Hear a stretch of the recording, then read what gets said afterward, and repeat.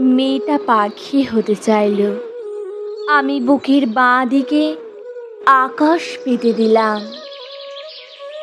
২-৪ দিন ইচ্ছে মতো ওড়াউড়ি করে বলল তার একটা গাছ চাই।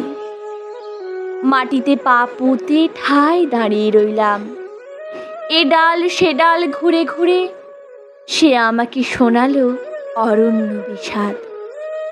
তারপর টানতে টানতে একটা পাহাড়ি ঝর্ণার কাছে নিয়ে এসে বলল তারও এমন একটা পাহাড় ছিল, সেও কখনো পাহাড়ের জন্য নদী হতো।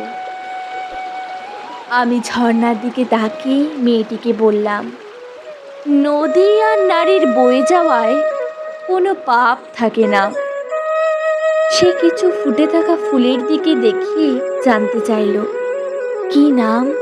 বললাম, গোলাপ। দুটি তরুণ তরুণীকে দেখিয়ে বলল, কি নাম? বললাম, প্রেম। তারপর একটা ছাউনির দিকে দেখিয়ে জিজ্ঞেস করলো, কি নাম? বললাম, ঘর। এবার সে আমাকে বলল, তুমি সকাল হতে জানো? আমি বুকের বাঁ দিকে তাকে সূর্য দেখালাম।